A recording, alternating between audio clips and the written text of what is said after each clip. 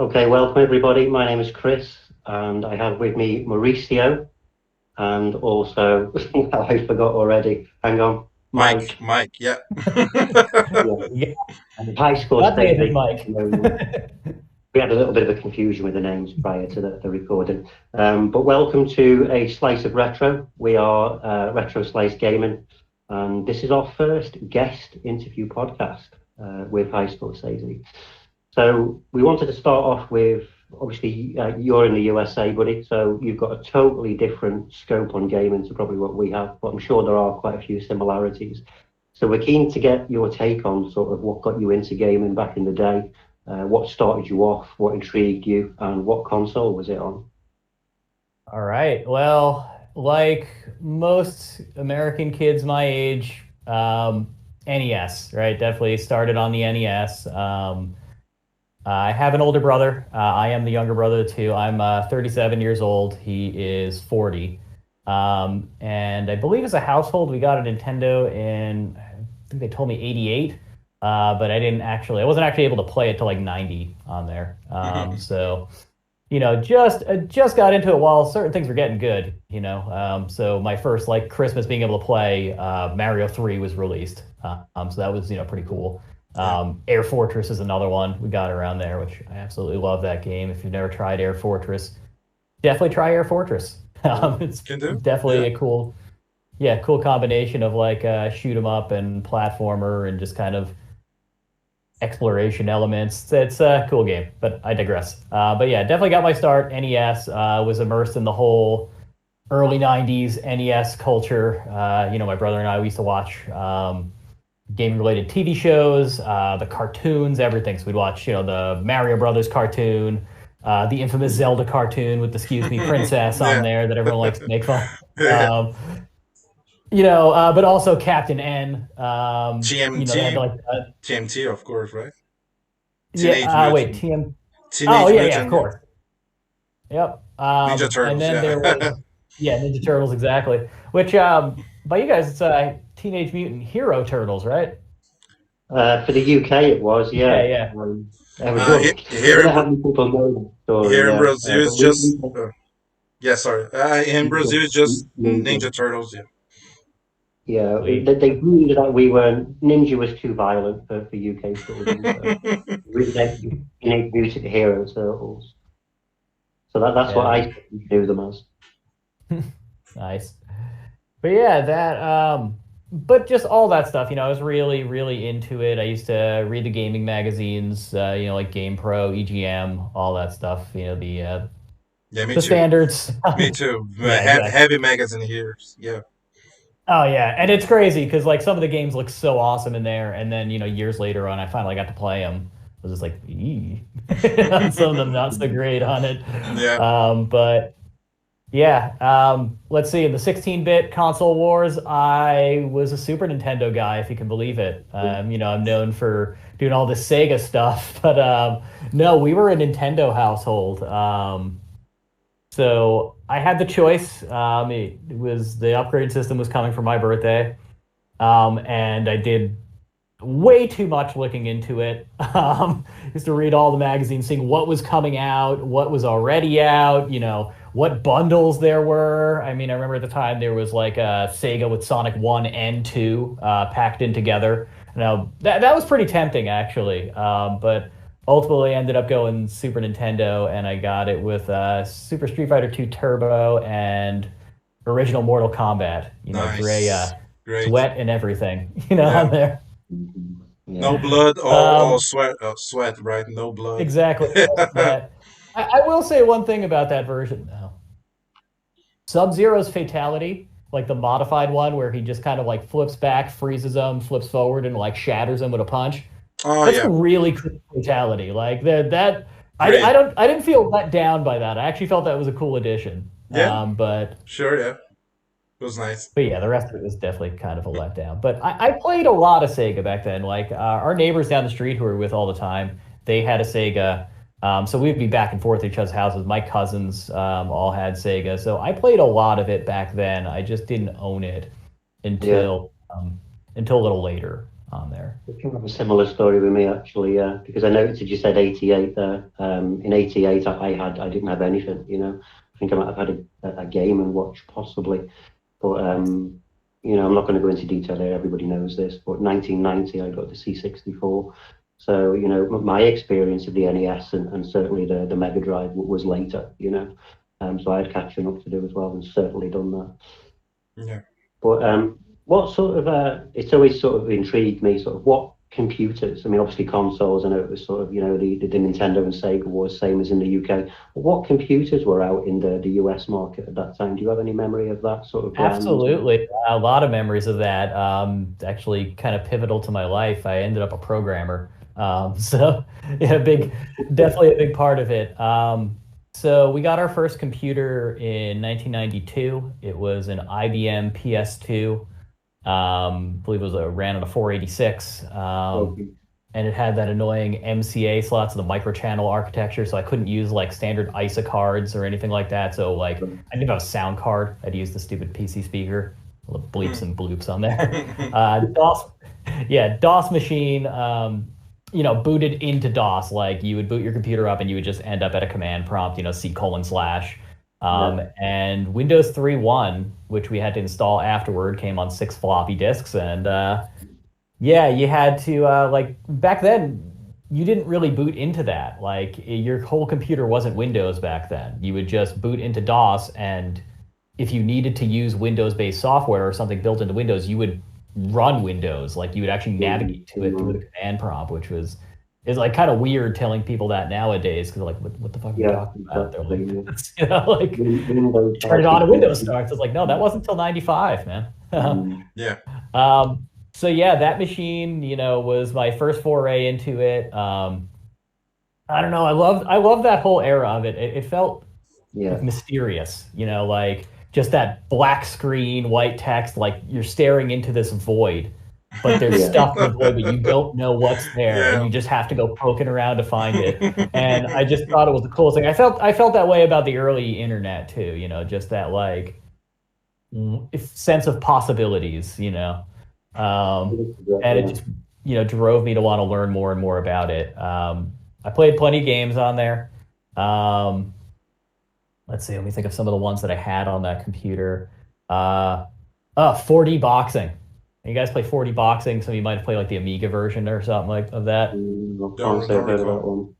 Oh yeah, that's a crazy game. It's early 3D, even though they call it 4D for some reason. Maybe they're counting time as a dimension, but Yeah, I actually started in 96, before maybe around 96. I'm also 37, and nice. I started PC on 96, around 96, 95. First in school, I was privileged here in Brazil having a computer in school, and then I managed to buy one 96, and you know, there's the magazines that sell, you know, video games, PC games, you know, that PC games magazines, you know, and kind of kind of old games, right? So they sell it in a magazine cheaper. I remember the first one I got, it was Earthworm Jim, and Oh, nice. and a That's a demo, great introduction. a demo that and a demo disc that says, you know, 30 games plus. Like I thought the games were complete, but no, there were demos. I didn't understand what a demonstration was. I thought they were So you complete, got you like know. Yeah. shareware. So there had a lot of games back there, you know, Claw, some point and click games, but some of them didn't work, like Zoo. You know, I couldn't make it work on the DOS. You know, I just couldn't. It just didn't work on my Windows 95. You know, so yeah, that was my start on. I didn't. You know, I had a lot of experience. You know, especially stress about MS DOS, but I just started on the Windows 95, so I didn't have this level of void, you know. But you know, yeah, I had to manage MS DOS, right? Because some games just run on DOS. Plenty of Yeah, games most run on DOS, especially Doom, right? Doom, Quake, all running on DOS, yeah. right? Well, DOS. Windows 95 itself ran on top of DOS still. Yeah, Like it wasn't until 98 that it, you know, sort of transitioned out more fully. yeah, But it just it automatically booted you into Windows 95. So you didn't like You Yeah. didn't see it the way you did in the previous era Yeah. on it. But yeah, similar in a way. And I had to do that with my Windows 95 computer in certain games too. There were certain games where I had to do that. And I would create like a DOS launcher on my desktop. So there'd be a bunch of like random icons that just said MS-DOS. And then it would be like a different game or something, for Yeah. it. Um, yeah, dude, computer, I don't know. Like, they weren't as user friendly, but they were fun, man. They were definitely Yeah. more fun back Or really then, fun. in that way. And it pushed you to actually learn more about like how it worked and how to do it, Yeah. everything is very, very easy now, very user friendly and very locked down as a result, so they make it so you can't really break stuff. But that like Mhm. whole, process of digging around, breaking stuff and figuring out, oh, what did I do and how do I fix it? Like that's how you get good at it. So it's Yes. like Yeah. I Yeah. feel like, Yeah. something's That, missing that, there. brings, that brings me on to a brilliant point because I would never, ever tear apart a modern PC. I just haven't got the skills or the will to do it. Or put me in front of an Amiga or an 8-bit Atari, and I'll happily sort of unscrew it and have a look-see because I'm intrigued. I'm intrigued about it. It's something You know, different. And what's Um, crazy is like the Amiga is actually like less user friendly to kind of do that in certain ways. Like you had certain things where you were literally replacing like ICs with like an IC puller into like sockets, and like you never do that nowadays. Like they make damn sure of that. yeah, exactly, exactly. And I mean, back then, sort of the years you were saying intrigued me there as well because sort of I mean, everyone said their age. I feel I've got to now, but I'm 42, so Cool. I was born in 82. Um, Now, in my school days, certainly PCs were not mainstream. Um, we had Man. we had the old BBC Master computers in sort of the Okay, cool. design classes and stuff like that. And in the actual computer rooms were little Macintoshes, the little sort of ones where the whole Hmm. computer was included. You just got the Oh keyboard and yeah. yeah. So they had them. And in another room there was, and this is specifically UK, I think, Acorn Archimedes computers. I know of that. I had a science teacher who had one of those in the seventh grade. Okay. Yeah, and he had a thing called like Archimedes Lab on it, where he used for like a certain like demonstration. So I have just randomly one time, like back in the late '90s, experienced an Acorn Archimedes for Yeah, like they're an interesting afternoon. computers. They really are. I mean, there was the A3000. Well, there was quite a few, but the main ones that were for the home market, I think, was the A3000, the A3010, and the A3020. Um, just for your information, Ryder, that's where I first ever played Lemmings, was on an A3000 Oh, cool, Nice. nice. in school. But yeah, those days intrigued me because like there were so many differences in the computers, like you just highlight now it's all locked down and made simple. And to me, it's okay. I know you can do many upgrades and make the cases look fantastic, some of the designs, but for a long time it did just become a black box. There was Yeah, no style to it. So yeah. that's what I really found. And it's you see that with consoles. A good way to look at it is also like sound hardware in consoles, right? Like back then, every console was a synthesizer. It had its Yeah, own distinct sound engine, which gave it its own aesthetic and stuff like that. But once you got to, I would say, past the PlayStation N64 era, so once you got to like the Dreamcast, PS2, GameCube, Xbox era, it didn't matter anymore. Everything was just, wave files and MP3s. It was just, recorded audio with samples. Like it wasn't like it used to be where it was, something unique per system on there. yeah. And everything just kind of became the same. And then other than See, that, it's like, all right, who's going to offer different surround sound options? And that's about it. That's it. I mean, some of the old systems can create some, quite unique sounds. C64, the SID chip, that Oh, can't yeah. be that can't be replicated properly. Without the actual SID chips. Even sort of gadgets that you go and buy. A lot of these new ones that are coming out now actually come with little slots that you can fit SID chips into. Sort of That's sound so boxes and cool. everything, because you can't replicate that sound. Not truly. Yeah. I mean, and, you don't have to tell me about chasing sounds and tones. I mean, one point in my life, I worked in a recording studio. I was very much into sound recording. Nice. And actually, you can't see it. It's off in the corner. It's by a bunch of stuff because I'm still kind of doing this room up.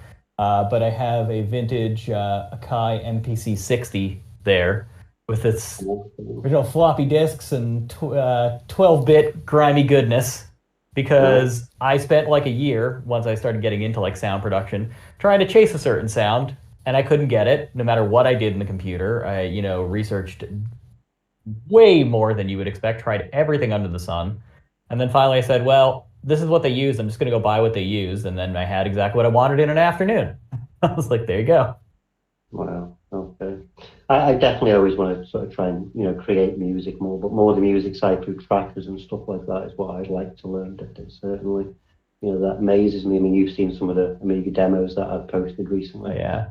We've got so many to look at and work Uh, through, but I'd like to You know what actually. sucks is I could have sent you something. I got rid of it in the move because I never used it. But I had an Amiga. I think it was like a Turbo Sound card, like input card, Okay. for like doing like samples on your Amiga. Because Amiga is a great platform for making like electronic music. I mean, a lot of Yeah. classic stuff was made on it.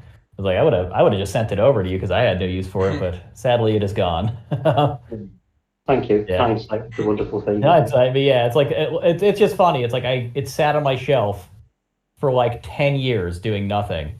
And finally I'm like, well, I'm never gonna use this. And now, of course, within a year of moving, now it comes up.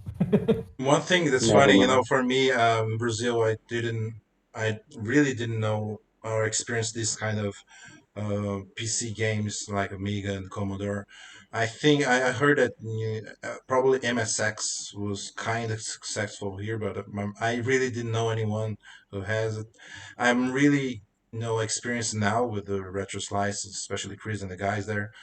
And but one funny thing, from long as I remember, the scene groups, right, where sometimes if you download a crack, something for a game or a software, man, and the scene groups use these kind of musics, synthesizer Yeah. sounds.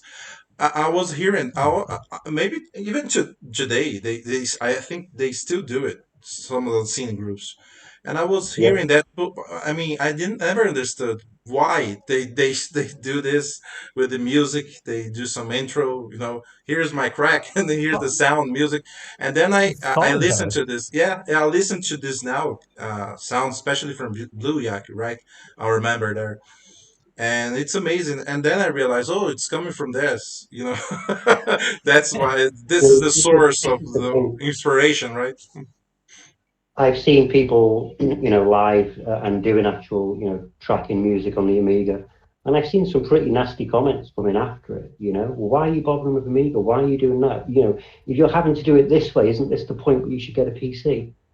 No, Hmm. you're missing the point entirely. Yeah. You're just totally missing the whole point about it. And I mean, Amiga isn't just famous for music. I think it, has helped create quite a few TV shows. As Oh, good graphics, absolutely. Uh, Babylon, for one. yeah, the video toaster card in general was, like given awards for like achievement in like engineering for like computers and video. And fun fact, that card was actually created by Dana Carvey's brother, Dana Carvey of Wayne's World fame. Oh, really? Okay. I Yeah. didn't know. Wow. And of course, there's the Yep. Atari as well, also very Oh, music capable. well, think about it. The Atari, I believe the Atari 800 is where like Cubase started, which is still a popular running, Yeah, recording and sequencing software. yeah, definitely. I did have a bit of an experience with Atari, but I mean, I've got my 800 XL. Nice. I mean, that's working. It's not a bit of suffered from the sunlight, but it works great. It's sturdy. But I've got the 2600 plus as well, and not long ago got the Atari 400 Mini, obviously. But back in the Oh day, yeah, I it's did. a It's a nice little console. It really is. I need to explore it more. It's got some really good games on it though out of the box. I was quite impressed with, and it's so dinky, lovely. I definitely want Um, to get more into 8-bit microcomputers. yeah. I haven't done a ton with a lot of them. Yeah, there's still explore. That's the thing, isn't it? There really is, not just like in the UK market. I mean, Sinclair, Oric, there's so many. But I think I have a bit of an experience with the STs as well, which was quite fun. well, I mean, your profile, Mike, is more like, ac- achieving high scores, right? Not maybe. Yeah. Yes, yeah, It's you talking about like my Instagram profile or yeah, just yeah. like I my mean, whole yeah, thing? you're not into that much that computers and stuff. You're more like into, achieving high scores and or maybe some records, right, on your profile. Um, yes and no. It really depends. Yeah, Like I do like to feature some of the things from my collection on there. Um, I do want to do more computer stuff because I was a big fan of the DOS era. I could have gone on for like a half hour about nice. just that whole DOS era and games that I played from then and like the shareware scene. Like I absolutely love that era of computing. So I would like to do a lot of that. Um, it's kind of a mixed bag, but I tend to use my Instagram one to highlight score achievements, but also to promote my streams and stuff like that because Yeah, Mm. on Twitch, right? it's one of yeah, Twitch. exactly. And it's one of those things like I didn't fully set out to do a lot of like Instagram or social media when I started this. I kind of just did it because I needed it as a promotional vessel, and then I saw on there like just how important it was to do that because if I Mm. didn't, like, I wouldn't have anybody coming to any streams or anything like that. Like, just doing Twitch streams by itself is not the easiest way, to build stuff on there. Yeah, So I wanted to have that. I also just wanted a place to keep it, focused on the games. Like I have a personal Instagram, but I don't really use it. Yeah, And it's a private account anyway. But I would actually like I would feature like video game stuff on there every now and again. Like I would when I would beat a game, I would take like pictures of the screen and like kind of show the endings and stuff like that. nice. Um, so this account that I have kind of branched off from it. The whole thing actually branched off from it. Do you want me to just kind of go into the whole backstory of everything? Might as well. No, please just give do. a brief, about your profile, what exactly, your content is, and obviously you have this Instagram and Twitch, right? And you're more into, maybe your main thing is right, more trying to show gameplay or show the ending just like you said, or maybe try to achieve some reach some achievements on the game, like a high score or a world record or get into the Guinness book, Yeah. something like this. Okay. So I guess the point is like the whole purpose I made it after doing the first Sonic World Record that I did. I did it after the Five Lives one. Because I just needed a place to kind of showcase it a bit. And everything kind of built from there. I also, like I said, wanted to stream. I wanted to have a Twitch channel and kind of venture into that. And I also need a place to kind of, feature and promote that. So it was all just kind of born of those two things. But at the same time, it gave me a spot to show gameplay footage. It gave me a spot to like take pictures of my collection and feature that. So I do that from time to time. Every now and then, I make random little stop motion videos of things, especially like when people like send me stuff in the mail. I kind of like to make like a stop motion and like Oh feature yeah, it. nice. Yeah. Just kind of a general video game related creative output or outlet, I should say. But it is mainly focused on featuring like high score achievements Nice. and Twitch streams. And I have a certain way I've been going about it now because I was like nobody told me how to do any of this stuff. I just kind of toiled until I got it. Natural, it comes natural, right? That's a Yeah, you just gotta good. kind of just get out there and do it. I used to get hung up on that stuff so much, like, oh, I don't want to put anything out there because it's not gonna be good enough. It's not gonna be that. And then finally, I was just like, ah, screw it. If I keep acting like this, I'm never gonna do anything. So it's like I just kind of had to do it, and just let people see the growth and everything like that, as opposed to just coming right out the gate, perfectly ready to go. And probably your best, not your best, but your most important achievements were on Sonic, right? Definitely, yeah. And It's funny. The whole thing actually came from a different record. It is Sonic related, though. I actually broke a record years prior, before the first Sonic one. Nice. Yeah, yeah. It was Sonic Spinball. Oh, yeah. I did it in a contest on there, or on Instagram, and it was on my private account. The thing is, I didn't film the run, the whole thing. The Oh, contest rules were to just show the screenshot at the end. I did a little video clip showing me ending the game and everything like that. But the score was much higher than what's actually on the boards. And I always said, oh, I'm going to do it. I'm going to do it again. I'll film it. And I never did. And then this contest came about on Instagram again, for high score in Sonic 1. And so I played through it. And it's funny, I never really used to think about high score in that game at all. Like, the only thing I really knew about points in Sonic was just block bouncing combos. Like, as a kid, I used to do that last section in Marble Zone 2. And I was like, hey, if I get a ball, it gets to like 10,000 at the end. And I was like, okay, cool, but I never really thought much about it other than that. So I said, all right, I'll try it out for this competition. And then I was like, hey, I wonder what the record is. And I was looking at it and I was like, all right, that's tough, but I feel like I could do this. So I like kind of really, really went for it. I ended up finishing the competition. I won the competition, but I didn't get the record for it. I was about 16,000 points shy. So I said, all right, I'm going to go the next month or two really, and try and do this. And I did. And then from there, I was like, okay, well, I have a private Instagram account, so that's not really going to feature to anybody, because then I have to keep following. I was like, I need to make something public, and that's just kind of how everything started, on nice. there. Yeah, probably Well, most people, just realize that, right? So maybe most of the people that are into high scores, they have some point in their life they realize, okay, I can do this. I already do this. I know how to do this.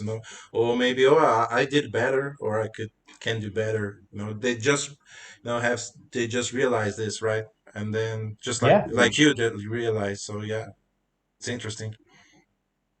I definitely don't have that vibe. I can see it. I can see it in the group. I can, and I'm like, wow, And like people who've already submitted amazing scores the next night, it's like another score submitted. I'm like, but for me, I have to really get into a game.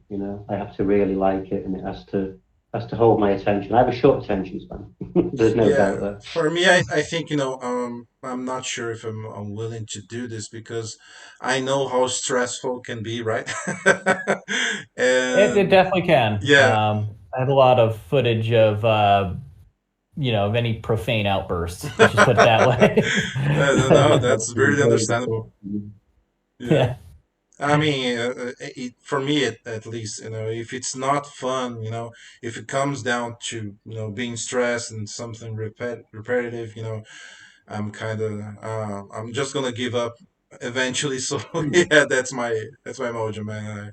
I really can. But as for fun, maybe not. Then when we do challenges on Retro Slice, right? I at least the ones every challenge we do, we discuss it briefly and try to be fun and not to take it much seriously, but some people, especially on high scores, right? And I think, right, Chris, the I think the most popular ones we had was like Tetris and maybe Sonic, right, where you achieve it and you Yeah. were the champion there. Oh, And it yeah. was really close, yeah, in the end, right? Four frames from tying that record Yeah, yeah. on that Sonic one. Yeah. Literally, I have a video on my computer where I got to 25 seconds and 4 frames, and it's like, oh man, It like must hurt. he's touching the signpost when it crosses over. It's just, I remember that video. It was. oh, Yeah, me too. oh, I that, watched it quite a few times. It was yeah. so neck and neck all the way. Oh yeah, the one actually that's on Instagram isn't even the one I'm talking about. That one is 8 frames away. I have one that's even closer, and Oh it's my just God. like, holy crap, close. And I after a remember, while, I had to stop. yeah, I remember being live and watching you trying to do, and then Oh, you go, oh no, so close. Yeah. Yeah. Yup. Oh my That God. was It fun. was, and you could hear my wife in the background just go, that was bullshit. Yeah, man. Everyone cherishing for you. Yeah, and maybe you want to talk briefly about your first record, then move to the latest one. Uh, right? Okay, sure. So the first one, official, is the main track for high score in Sonic 1, and it is the best score you can get in 5 lives. So Nice. that one, that's an endurance run. It takes about 2 hours and 15 minutes, was the time, I had to go through. And there is one section you just repeat. You just repeat this block bouncing section at the end of Marble Zone Act 2. And when you do it with 5 lives, you do it for like 45 straight minutes. And you have to not screw it up each time. Not only you have to not screw it up, you also have to not screw up the end part where you do like the big combo and get like the 50 to 60,000 point bonus there. So I had a lot of runs that like I would be in there and I'd be going for a while, and then I would mess it up in like the 4th life or somewhere in the middle of the 5th life or something like that, and I would have to start all the way over again. So it's just, oh man, it is just a grueling And you endurance did, run and you on did it. live, right? I understand. At least you need some kind of level of concentration there, right? But you were doing it live, so and Oh, you're that's interacting with the people as well, right? So that's not easy, man. yeah, yes, that's actually the second record. Oh, So the right. first one was the one at home, like the long one, because Okay. I couldn't do this one live.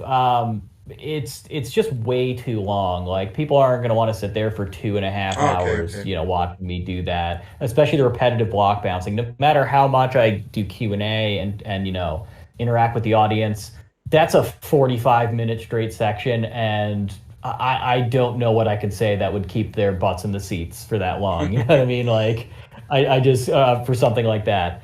The ones I started doing live were born of the first record. So while I was Okay. doing it, I was realizing like, well, I'm regularly breaking the high score in 1 life on there. So why not go for that record? And I was like, well, what can I do to make it a little more exciting? I said, you know what? I'm going to see if I can do this live somewhere. So I started reaching out to conventions, and the Nice. big one in my area is the Too Many Games convention in Philly. And I reached out and I said, hey, I want to do this. I can also give a panel because they were looking for panelists. So I was like, I can give a talk beforehand about like strategy and how it all works. And I made a whole presentation, and they said, yeah. Part of what I think got me it is I was a little arrogant in my delivery. I said I guarantee victory on there. I gave him the Joe Namath Super Bowl 3. I That's was the like, spirit, man. Yeah, that's the spirit. yeah. So, but I'm also, at that point, it's like, ooh, I've really put it on the line there. Yeah. I've run in my mouth, and now I got to deliver. Yeah. um, so yeah, so that was back in June of last year, and I did it, and that was kind of crazy because I messed up big time at one point. Wow. And that video is actually the whole thing is on my Twitch channel. So if you want to see that one, it's since that record is since deprecated, it's no longer on Twin Galaxies because I've superseded it with the latest attempt. But yeah, that one I messed up big time. In Marble Zone Act 1, I got crushed by a piston. So I had to go Oh back man. and start over. And I couldn't get a good start going. So it was taking a lot of time. And then finally I got a good run. But I didn't finish that run till 10 p.m. on the dot. And that was the end. That was the closing of the convention. So like Wow. I literally finished my run at the exact minute my time slot ended. So it was like, oh man. Let's just say they had like a party going next door, and I was like, yeah, I really need a drink. Gin and tonic Nice. now, on there. And many people there Um, watching you, like that one how wasn't so big. yeah. That had, like in and out a few people on there. I would say, It was the maybe end, got right, up on to the like event 15, as 20. well. Yeah, it was in the end of the Yeah, it event, right? was. Exactly. It was on a little side area. It was the first thing I ever did. It was from 8 p.m. to 10 p.m. on the first night on like Friday. So not really the best time slot, but I'm gonna take what I can get. Yeah. Just gotta build from there. PAX was a different story. We decided, all right, I want to reach out and see what I could do. I want to try and do it again. I wasn't satisfied with the run I did at too many games because I knew I could get a better score. I had some blunders in there. So I said, I want to do it again. And we reached out to PAX and they said yes. And we were shocked on there. We're like, holy It crap, was because it's a really very, packed. very big convention. Oh my God. I Yeah, imagine that. like I'll be it nervous. was. I would be very nervous, man. Oh, yeah. What's crazy is I was more nervous in the first one. One, because I had never done a live one Yeah, like that, and two, because I had some trouble in the beginning, and I was like worried about my time slot. For PAX, I don't know. Like, I guess I felt pretty comfortable. nice. And there was a lot more to it. Like, I had to like do that whole interview slash like semi co-host of that like morning show beforehand.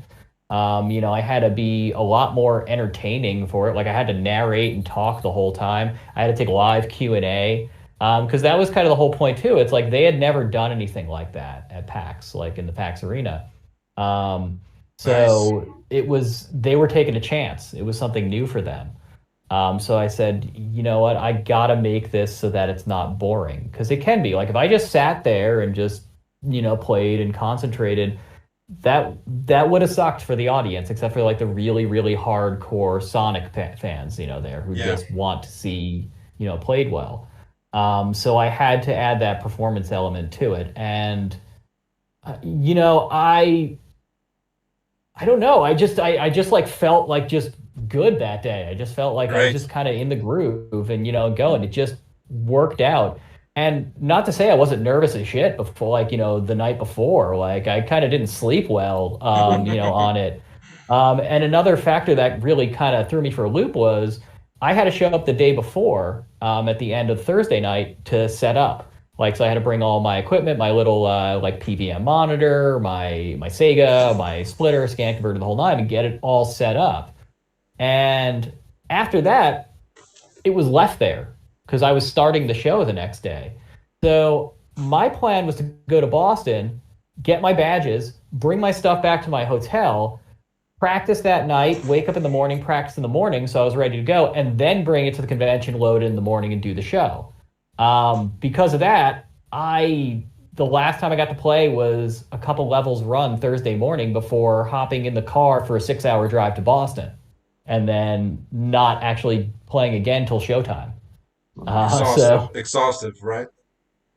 yeah, so I was exhausted from the travel, and go. I had to go in cold. So the fact that I did it the first shot, which I was not expecting to do that. I was definitely expecting to have a couple false starts, especially in Green Hill Act One. It's very common to catch a bad toss off the ramp, and put you in a bad position.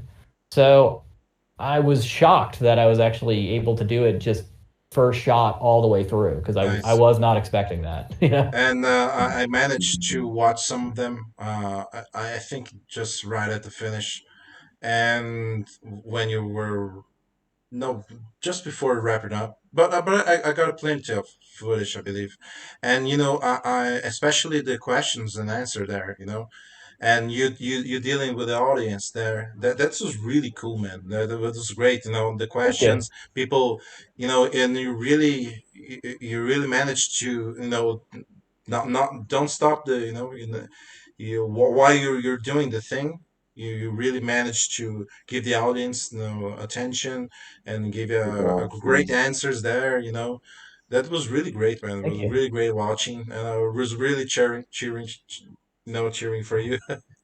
Yeah, Yeah. thank you so much. And the response, like, all you guys coming out to the chat for the Twitch stream from it, like seeing all those familiar names in that Oh, chat nice. Yeah. was like, after because I couldn't see it while I was doing it. Like I didn't have a screen, All right. monitoring that. I watched it afterwards. So like going back there and just seeing that like really made my day. I was like, Great. awesome, dude. Like all the people that I interact with, who I talk to, who I hang out with on the internet, like you all came out and showed up for me, and cheered me on, and I was like that was one of the highlights of it for me right there. Nice.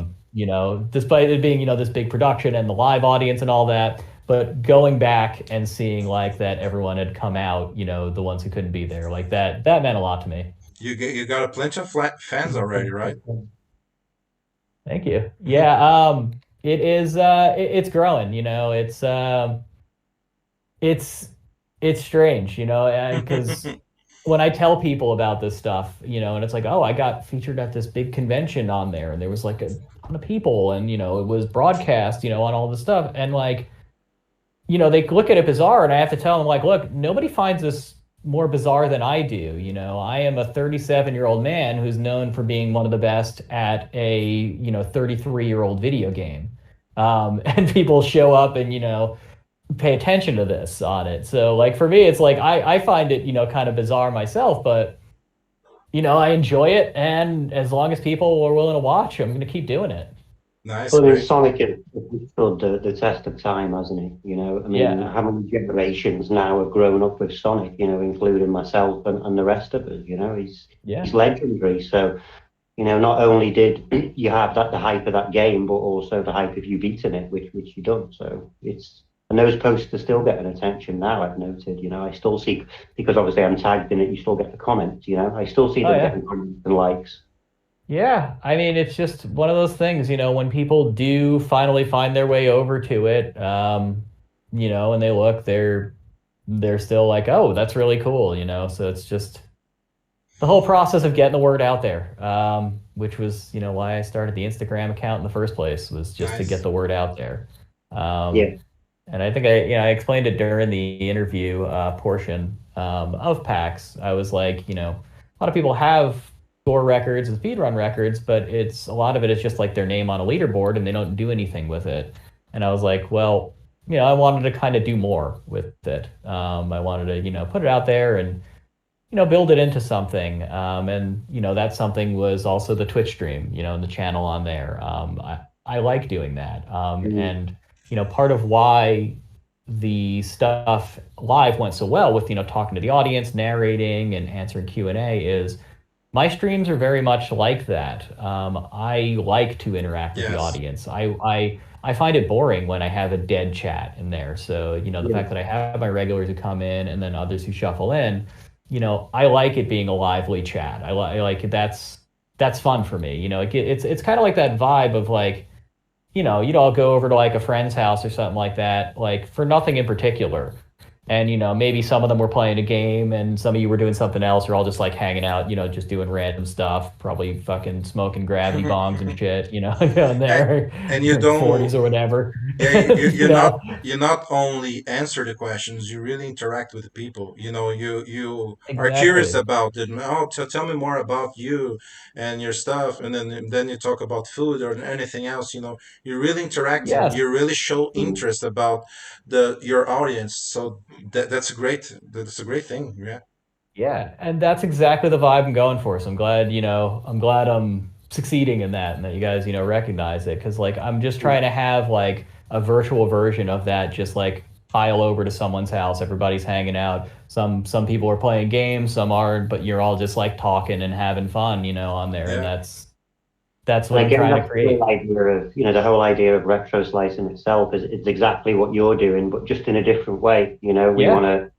we designed a Discord to bring that community together, and, it's there for extra chats, more in-depth chats. We've got the Instagram to promote our content and try and bring more in and find similar.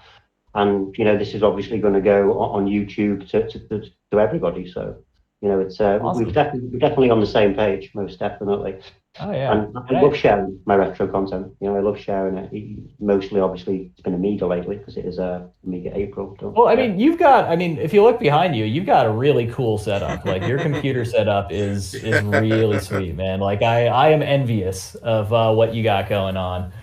And I yes. know I was talking, a lot about me and like my experience on there, but I also want to use this opportunity to talk about how it was in the UK because I like, I do read into that stuff and I like seeing it. I like seeing like the UK Amiga scene and like the computer scene.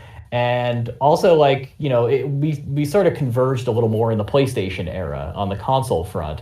Yeah. But I like seeing all that. So, tell me a little bit about that. Like, since I got you here. Like, Probably Sure. Commodore, right?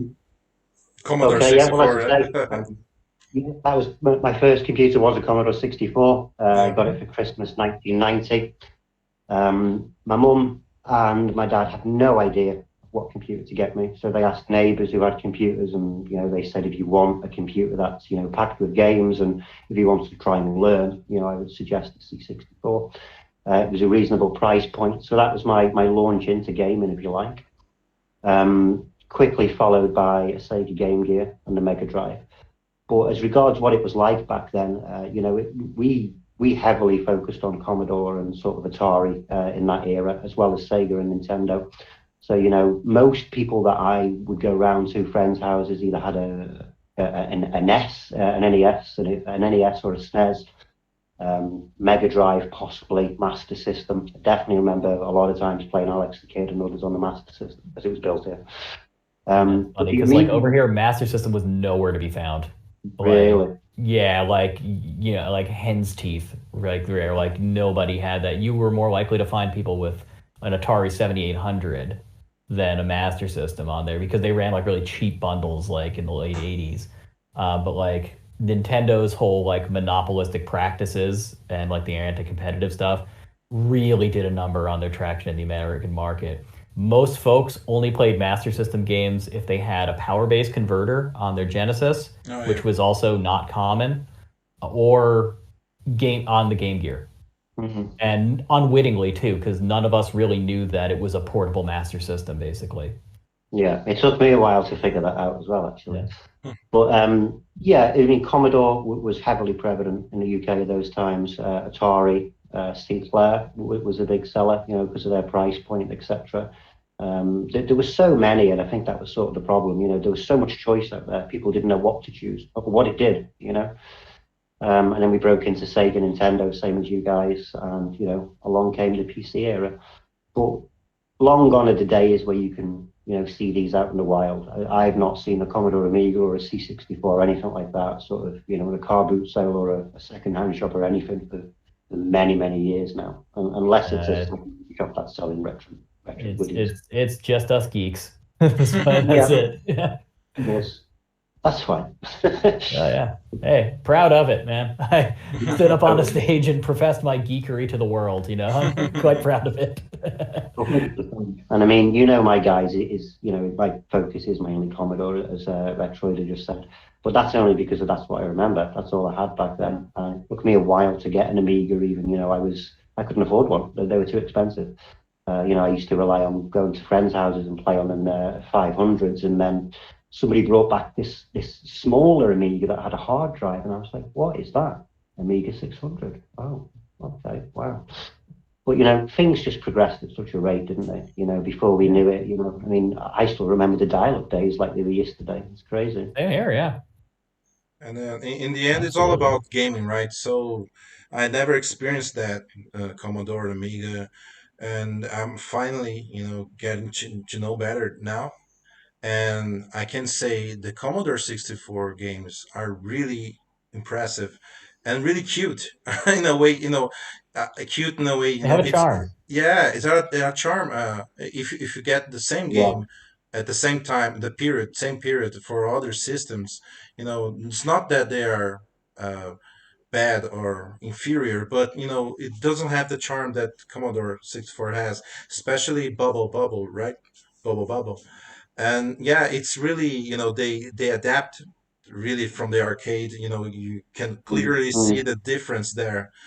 Some cuts, of course, but it really has its charm, and that's really fun. And then Amiga as well. It's like more like Mega Drive there, 16-bit, right? Amiga's considered to be I am like that. so glad you pointed that out, by the way. Mega Drive and Amiga together on there. Like, and when I point this out to people and they never really thought about it, like, it's always one of those like mind blown sorts of things. They're like, I never noticed that. Is like how much the Amiga devs and like the Amiga games propped up the very beginning of the Mega Drive era. How much crossover there was. And it makes total sense when you think about it, how similar the hardware is, right? They're both running on Motorola's 68K platforms. They use similar like FM synth based sound hardware on it. Just the Genesis had a few more channels to work with. but there's a lot to it. So like a lot of early Genesis games are very Amiga-esque on Mm, there. Yeah. So I yeah. love that you like put those two in the same sentence there because it's Shadow like, of the Beast, yeah, right? they are. Shadow of the Beast is Oh, one absolutely, example, yeah. right? That's such a cool looking game. Like, Yeah. Yeah. oh man, so cool. Like a Dark Souls, right? Signosis, like those guys were just ridiculous. It's like a Dark Souls. I Yeah. never managed to play yet. I didn't I had a chance to try it. But I was I think the cover from the U.S. cover, right? Most we had here at rental stores. I remember the cover, and it's really something like Oh, yeah. And but I just realized that it was originally from Amiga, right? And mhm. it seems Yeah. like a really hard game. So I'm looking forward to maybe some challenge there can have in the Retro Slice. I'm not sure if It's people will fun. want to do that, but one thing I know that's really hard, Oh, right? Really challenging. It it's is. a really good game, but it's not easy. It's not easy by far. It does suffer a bit in its gameplay mechanics. It does have a Mm, little bit of a style over substance in there. But if you yeah. can get past some of the clunkiness, there is a good game in there. Nice. There's that Agony game as well. I Mm, never, Which you showed me that, uh, like you guys showed me that. I had never yeah, heard of that it's before, so and great, that Mike. game looks incredible. yeah. Like You really User need to exclusive. try. Yeah, you need to try, Mike. It's really, I really absolutely good. do. Yeah, and you get you get hooked and addicted because it's really that simple. Getting the scores there, and then you realize you have some power ups, and I think they usually appears in the same place every time the same Yeah. place. So you really need to um, make sure you record every place. Just try and error, and then you do it again Yeah. and again, and you get better, and it's exciting. You have the other power ups, and you really it really shows on the screen. The power ups. I mean, for Amiga game originally, right? And I think it was not ported. I'm not sure. Don't record if it was any. There's no port at No, all, right? I think Yeah, it's just an Amiga yeah. exclusive. No, it's really And great, man. it's just I mean, not only is it a beautiful looking game, but it just Yeah. looks like a just a well-made horizontal shoot 'em up. Yeah, Like the gameplay, the bosses, power-ups, it all Mm, looks good. And it uses the owl. I mean, the yeah, Signosis owl. yeah. I never knew like that he had his own game. Like a So it's trademark so game, cool. right? mm, Yeah, like it's trademark. Exactly. Yeah, Like that was their mascot shoot 'em yeah. up, and it worked. It's very yeah. Pretty surrealistic, much. artwork as well. Well, Really yeah. I dark, mean, and part of that is that whole thing, like Psygnosis 80s releases, like, the Amiga era, they all had this sort of style. And it turns out that the artist they were using was like this fantasy artist who would do like covers for like Rush and Yes and like other like prog No, bands yeah. back in the 70s and stuff. So it's got that vibe to it, you know? Mm, nothing but- It- yeah. So, did you ever own an Amiga? It's funny. I have an Amiga sitting in a storage locker for years it was my friend's, like he was moving, and he's like, here, maybe you could do something with that. And I haven't really touched it, but there's an Amiga 2000 sitting in like my storage right now, like Wow. monitor and everything. No way. It's been a long time Yeah. since I've seen one of them. Oh yeah. It's across the river. And there, I live outside of Philly, but I live on the Jersey side on it. Like so, I'm like 5 minutes from the city, but like I have to cross a river to go get that, so I can't just like walk over. I have to get in the car. Um, but So, what would yeah, you say? What would you say your? I think I can guess anyway. But if you had to choose, like on a favorite console, if you had to choose one, what would it be? hmm. It's that is actually tougher than you'd think. I am a big Sega Genesis guy, clearly. Like so that's probably gonna win out, but I truly love the original NES. I love so many great games for it. And you want to talk about charm and personality. I mean, it is what people think of when they think of 8-bit aesthetic. If Yeah. you're not doing it Nintendo style, you're like not doing it right, even though there was plenty of other 8-bit platforms at the time.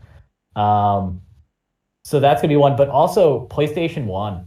Um, Mm, Absolutely love the first PlayStation. When I got that, it was just a revelation. And it is one of my favorite consoles to this day. I Yeah. don't find it to be like off-putting. Like I like the kind of charm of the early 3D era. Like, did some things not age well and are clunky mechanics? Yeah, but I love that experimental nature of everything, which was kind of like Yeah. the 90s and video games in a nutshell there. It was Mhm. like, an age of just progression and experimentation and just pushing the envelope. And one thing, I like to talk about, like with people if they didn't experience that era, was like just how fast things changed and progressed, like how exciting it was to look at that. Like, we went from 1990, the NES was still running strong, like Mario 3 came out that year. Um, yes, could you, was the Genesis out? Yes, it was. Could you get a Turbo Graphics? Yes, you could. And the next year, Super Nintendo would come out. But like the, you know, the big thing was still the NES. Mhm. So going from that and then going into 16-bit era right afterwards, and then mid 90s going to 3D, like really like 3D like polygon graphics, to closing out the with the Dreamcast. Yeah. That's crazy when you think about it. Like just how fast everything went. Like every 2 years was like a revolution, not just evolution Mm. on there. I mean, I do see it. I say it quite a lot myself to people. I mean, people can say they lived through the medieval, not people currently, obviously, but somebody could say I lived through the medieval age or I lived through the industrial age. We have definitely, in my opinion, lived through the technological age. Oh I yeah. mean, okay, I wasn't around in the 80s, but I certainly remember it. I remember when there was, no TV remotes, there was no Sky television, there was no, there was no mainstream computers, there was no internet. And to look back even 20 years or 30 years to where we are now, it boggles my mind. It really Oh does. yeah. But I have to appreciate the history as well. And that's what makes me appreciate it more. When I look at where we've come from, to where we are now, Hmm. it Oh just yeah. makes me It's like a rejoiceful in the museum. past. You got a museum there, Yeah. Yeah. man. No. Yeah. Love seeing how they used to push the hardware too. Like since I, got into programming as a kid and like kind of dedicated a very large portion of my life to that, like I love trying to squeeze performance out of things that weren't made to have it. Yeah. And that's one thing that's also seems to be a bit of a lost art. Hardware is kind of cheap and plentiful nowadays. So you get a lot of unfinished, unoptimized, kind of broken shit that's like inefficient because it's like, oh, we'll just throw more hardware at it. Whereas like back then, they were literally like mapping out how they used each address in memory and like how many clock cycles things took to make sure that like those crazy things ran and like actually were enjoyable. Like the way they were able to get Doom to run on our lowly 3 and 486s back then was insane. Like that should not have worked.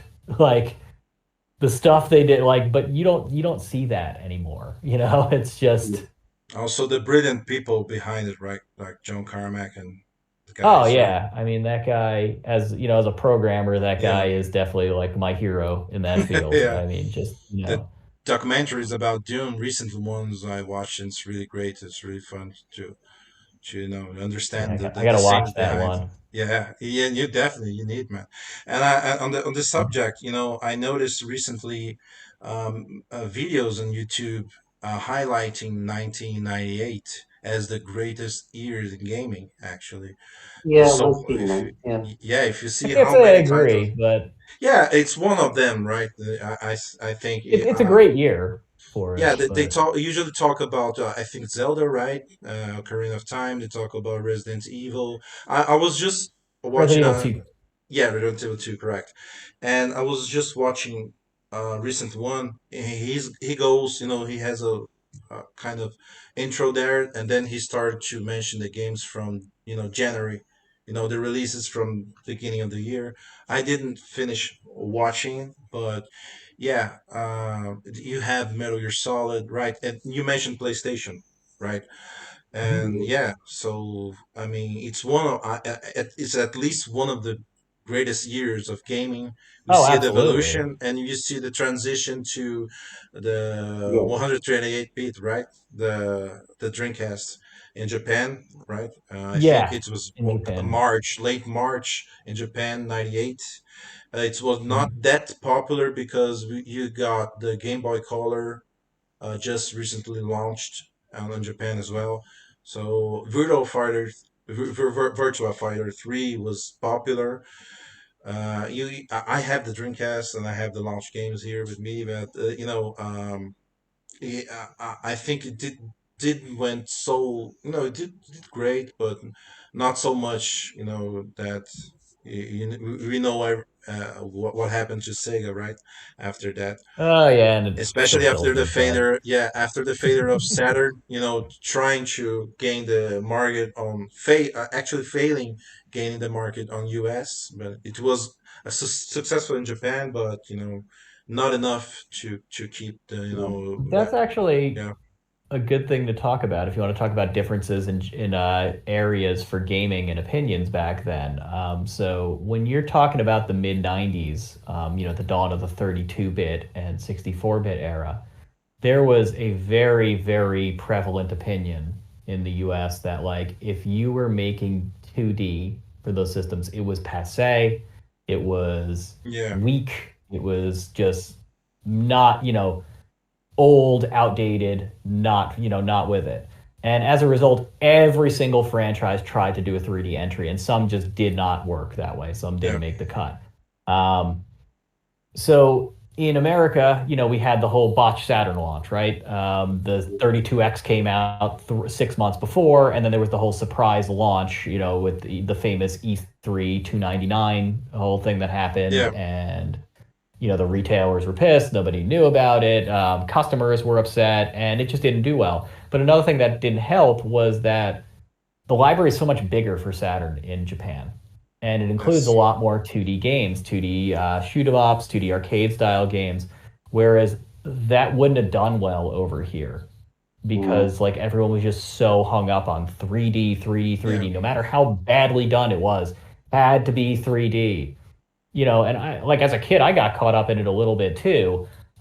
Seeing I had a PlayStation and I didn't have an N64 yet, and seeing the Castlevania games coming out, right? I was like, oh man, they're getting 3D Castlevania on N64. We're just getting this crap, and the crap I'm referring to is Symphony of the Night, one of the best games ever made. And I'm Yeah. like, I'm stuck with this, outdated crap here.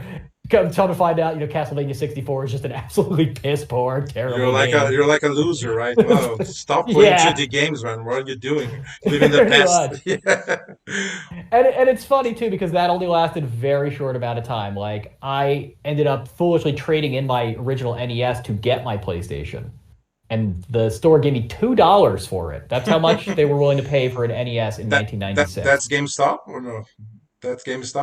Oh, GameStop came out of this, so it was Funko Land, oh, okay. which eventually, through a bunch of mergers and acquisitions, is GameStop. So it's part of their legacy. And yeah, it was no good. But by the late 90s, I actually did start looking back with a fondness for it. I noticed, there was something missing, even though I did appreciate it was coming out. And I started getting into the emulation scene. So from that, I actually got into programming, and my first website ever created, I put it on the internet in 1998 when I was like 11 or 12 years old, and it was an emulator site. You could Mhm. go on there Yeah, me and you could too. download NES, Sega, I emulate TurboGrafx, Genesis, all that, or Game Boy, all the ROMs and emulators for it. man, I Um, did the same thing. I did the same nice, thing. excellent. I learned front page. I learned front page on school. You know, HTML. I Yes. use the front page app on Windows. It's really easy to to build to design an HTML web page, right? And I Yeah. did emulation as well. Nice.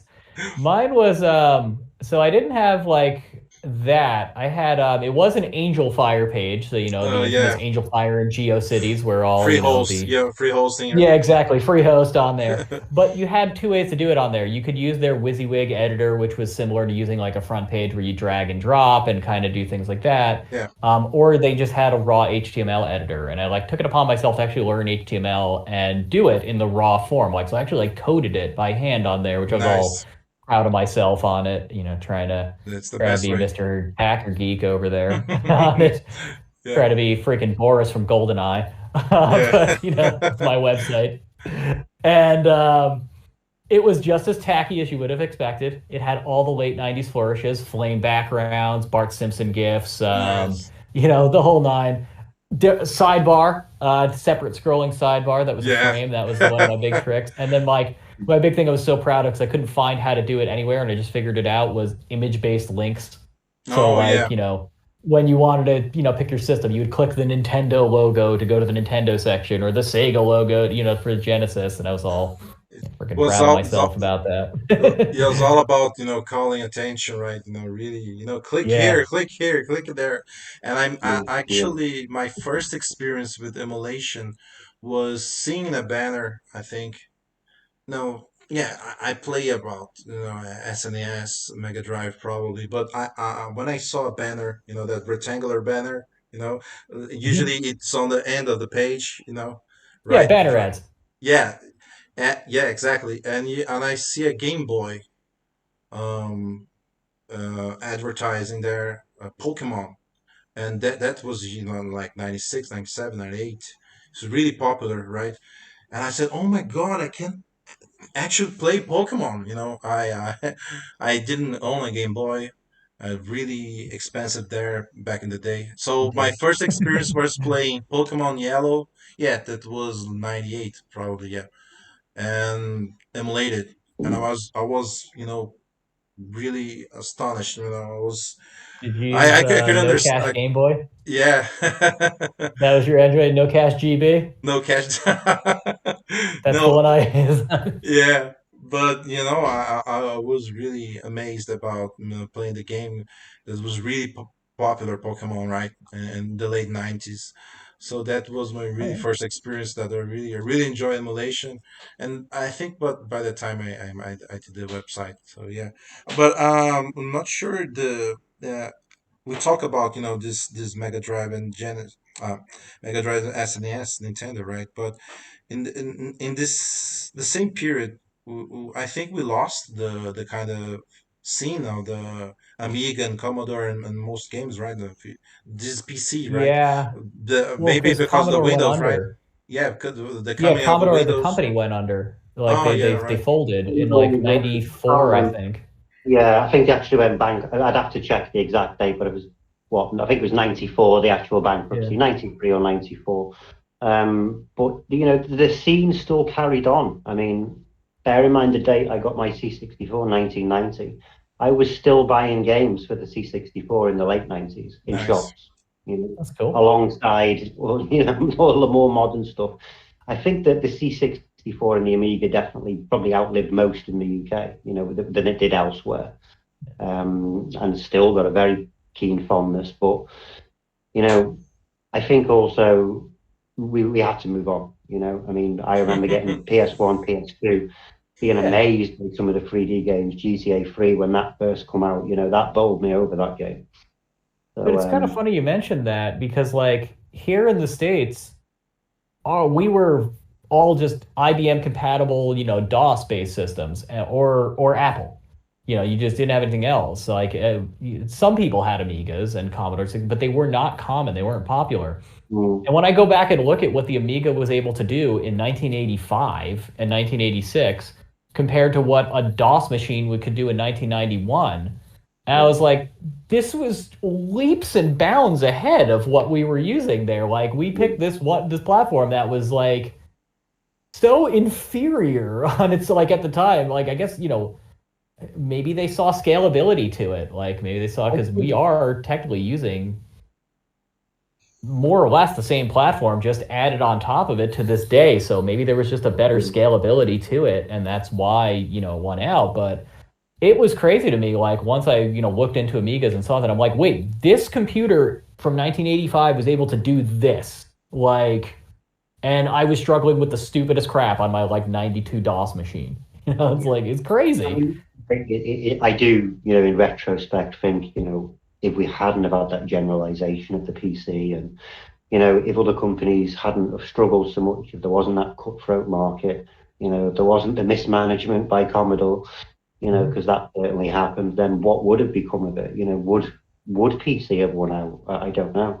I mean, certainly, yes, I remember seeing PCs in the late 90s, in people's houses, but it was rare. and they were certainly very, very early ones. I don't remember seeing many at all. I think I went to one person's house and I seen a PC there, and I was like, "Oh wow, you've got a PC?" And he was like, "Yeah, yeah." Must have been Windows 98, something like that. But that was rare to see that in somebody's house in the UK, especially because they're so expensive. The Amigas They were how were.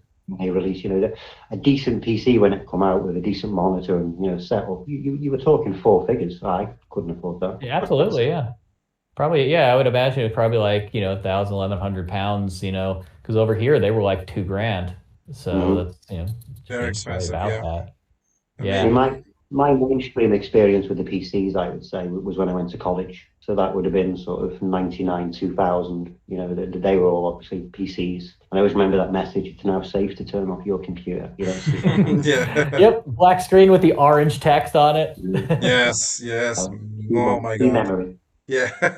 Oh, I just remember that pleasing like sound with the clouds, like when you got into Windows 98. Like the startup sound was the best. The chimes. Yeah. Ding, ding. Or sorry, Yeah. into 95. I was thinking Yeah. Windows 95. 95 kind of thing. Yeah. The little chimes, Oh, it was right? The awesome. chimes, I've the seen a sound. comparison video on Instagram actually of that, the boot up sounds on different Windows. And I think it was voted that Windows 7 was the most boring because it didn't actually have anything. Was it Windows 7 or Yeah. Windows? Oh, no, Windows 10, I think, doesn't actually have any Yeah. deep Oh sound. man, I use all Apple computers at home now, but like, and it's funny, I was a diehard Windows guy. I had every version of Windows from 3.1 through 7. But yeah, they're just terrible now. I have to use them at like, at work sometimes, and like Windows 11 is just the biggest piece of crap ever. I just, I'm still oh I'm my at on 10. God. I'm still a Windows 10 user, and I don't want to risk the it Yeah. upgrading. I have the no. I bought my laptop on around November, October, 2020. It's came bundled with a Windows 10, and yeah, I don't want to mess with something that is working right, especially talking about Windows. Yeah. I know, like, he's constantly be saying, upgrade it, it's free, just upgrade. No, no, no, no, no, no. That it's working, No. it's fine. Yeah. I go back. I want to go back to Windows 7. I used to like Windows 7 where I could have a little Yeah. clock in the corner I and liked time it. monitor my Windows call. Windows 7 was the last good Windows, in my opinion. Same. Windows 8 is where they tried to turn it into like a tablet interface. That And didn't then work. Yeah, Windows 9 never happened. And Windows exactly. 10 was the, forced upon you telemetry upgrade. And then Windows Yeah, they 11 is do. just crap. You're listening, Microsoft. We want Windows 7.1. There you go. 7 point. That's what we want. We want 7.1. Yeah. Yeah, let's go. Or maybe, you know what? Maybe we suffer through a couple more and we have Windows 14. And that one will be good. It'll be Yeah. reminiscent of 7. To wrap up, yeah, we had the XP, we had the Vista right before Windows 7. Ooh, just Yeah. Oh Don't my God. swear, Ryder. that Yeah. was a weird one. That was the Windows Millennium edition of that era. Yeah, of course. Mm, Like just didn't shouldn't have been a thing. But yeah, I remember, the XP was really, the future for me because it was around the Yeah. time in Brazil, especially the LAN houses, the local area network Yeah, the LAN houses, cafes. LAN cafes. Yes, here we call LAN houses, and it was Yeah, really popular, especially after Counter Strike. It was really, I love really, really Counter-Strike. popular, and I didn't own. I couldn't afford a PC that would run these games, and so I, spent some couple of nights, just on these LAN houses and cafe, and playing, all the night. You pay for it, and you have a bunch of people there playing, especially Counter Strike. It was one of the most popular one. Yeah. So and it was running Windows XP. So when I see the remember that the default desktop in the background with the very green, right, Hills. Yeah, hills, yeah, green hills and the sky there. So I still have that nostalgic feeling. No, this is the yeah. what I run, and I when I finally managed to buy it in 2004. It was really after Doom 3 was launched and the GeForce 6080, was launched. But I he was really promoted there. But I couldn't afford a 6080, so I got GeForce 5200. 5200, I had and the 6800. yeah. I had a pre-order it, the 6800 Ultra. I built a Oh, computer in 2004 so and it kept getting delayed. And the ATI, which is now AMD, but the ATI yeah, equivalent was the X800 XT, and correct. that kept getting delayed. So I pre-ordered both and I just waited until one finally shipped and then canceled the pre-order for the other because they just both Nice. kept getting delayed for some reason. But yeah, no, that was like the beast of graphics cards on the block. I was like one of the first couple hundred people Mm. to have that You thing when had they a finally pretty started shipping. you had a pretty good time there. I'm sure. Yeah. The first time I Yes. played Counter-Strike was actually on a Windows 98 box. It was just our home computer that we had from late 98. But when we spec'd it out, it was a gateway. And we spec'd it out and we said we want a Voodoo 2 in there. Oh, Voodoo, yeah. So yeah, we had the Voodoo graphics card, which was funny. It ran like an SLI kind of setup. Like so you had your main 2D driver card and you had your three accelerator card, and then there was one had two VGA ports on it, right? So like you would have like a link cable between the two. Like one would go out to the monitor and one would link the two cards together. So Mm. like yeah, it was like a weird like proto SLI setup. And what's funny is I didn't know how to set it up. So like my friend was all about Counter Strike, and this was like early 2000s. We're talking like 2002 or so, and he was all about it, and I had never played it. And he was playing on his system, and I was like, I don't know, I can run it. He's like, just try it on yours, and we're playing it, and it's not working so great. It's kind of laggy, low frame rate, and people Yeah. were all about it. And we go into the settings and I'm like, all right, well, I don't have this. I don't have this. I'm like, what the hell's Glide? Not realizing what it was, which was like, the GL drivers for the Voodoo series. And I put that on, then all of a sudden it's like the game looks instantly better and I'm locked in at a nice 60 FPS frame rate. I'm like, Nice. oh, I can do that. It's like, yay. Thank you for the forethought there of getting a graphics card before I even knew what the hell was going on. Yeah. But yeah, no, I played the hell out of Counter-Strike. I remember being one of the people complaining about Steam being forced upon us in 1.6, being like, "Oh, what is this crap? They're making us Oh, use this yeah. now." Exactly. It's like, Force down Steam Steam. is Yeah. Steam is PC gaming. Yeah. Mm. Yeah. It was really the beginning. I mean, do you do a lot of modern gaming at all? I mean, do A you keep little on bit. the console?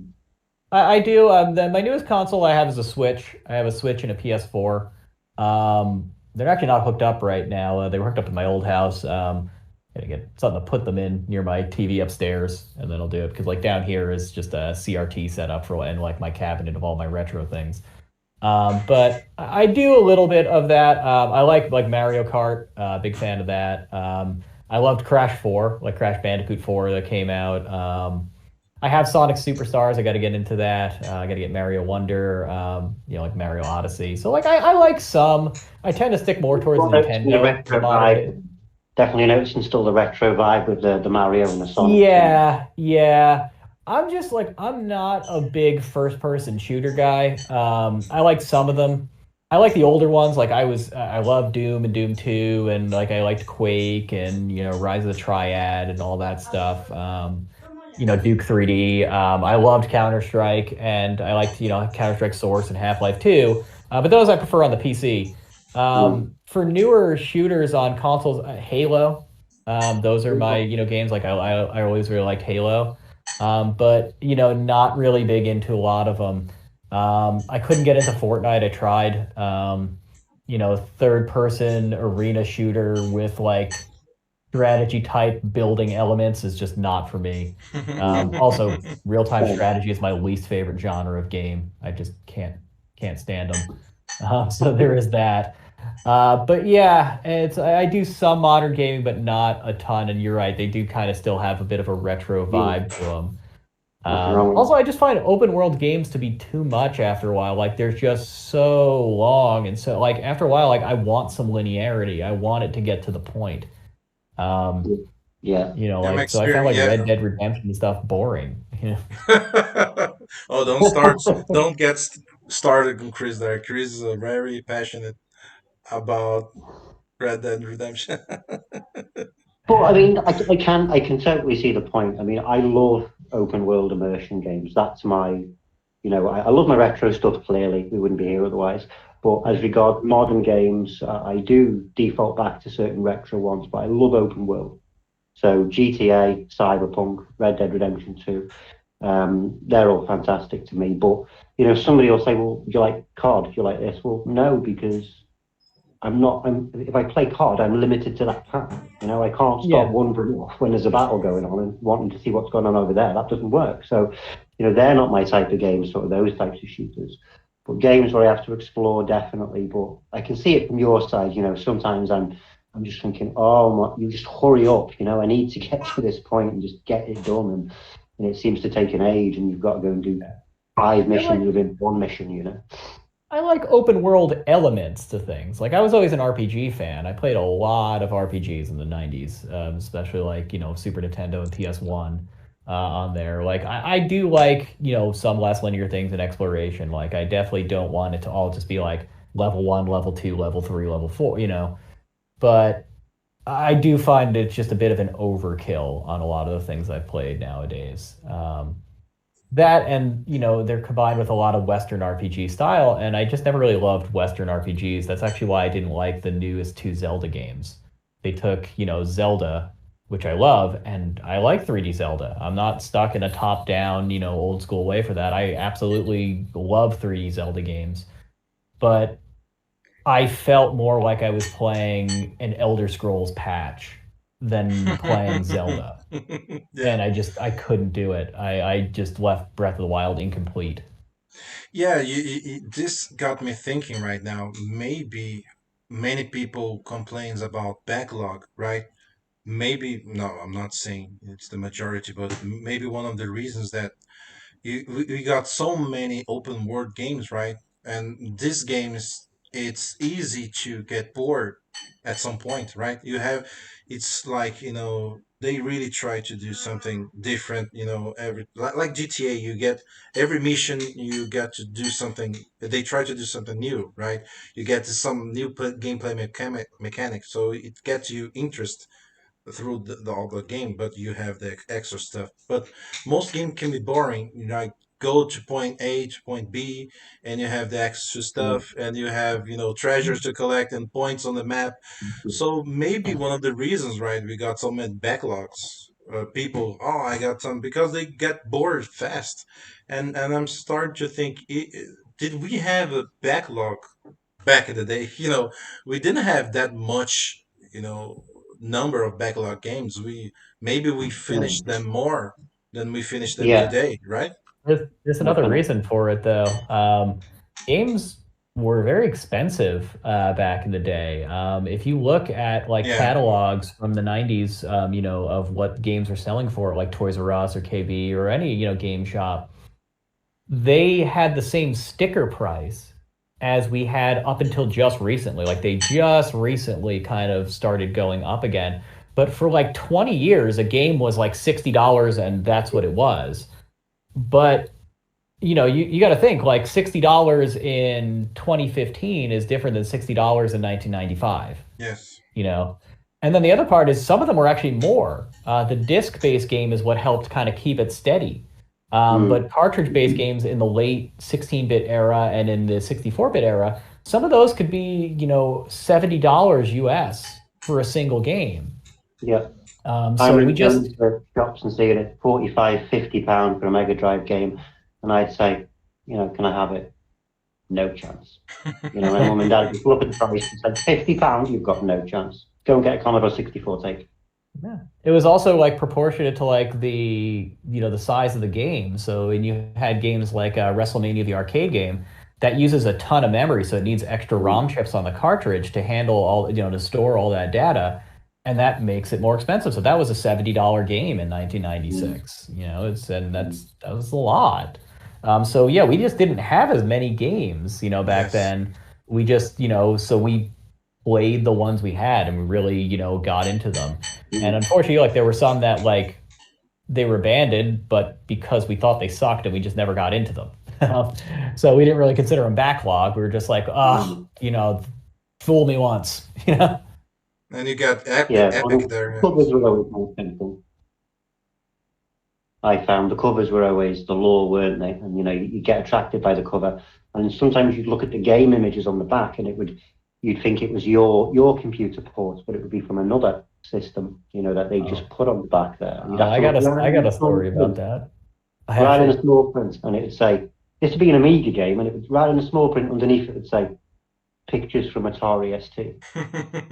I noticed that, especially in like the early PC game buying days, like when I was doing it like 92, 93, I was like a little kid because you still had that overlap of different systems. So games would be like, all right, IBM compatible, Handy systems and like Amiga, you'd see it, or like OS2 and stuff. And it was like, okay. And they would have different discs in the box sometimes, like just to not have to have different shipping and manufacturing costs. They just like, you know what, throw an extra disc in the box and be done with it. Um, but I actually dodged a bullet, one of the historically worst DOS games ever, because I couldn't get it to run on my system. Um, the DOS Mega Man game. I Oh yeah. bought that at retail. It is considered one of the worst games ever made on there. It's just so broken, so bad. And we tried like hell to get this thing installed on our system, and it just wouldn't go. So we ended up returning it. Um, and I was curious for decades until I saw a video on it more recently, and I was like, "Oh my god, that is the worst thing ever." But the video was about just how bad of a game it was.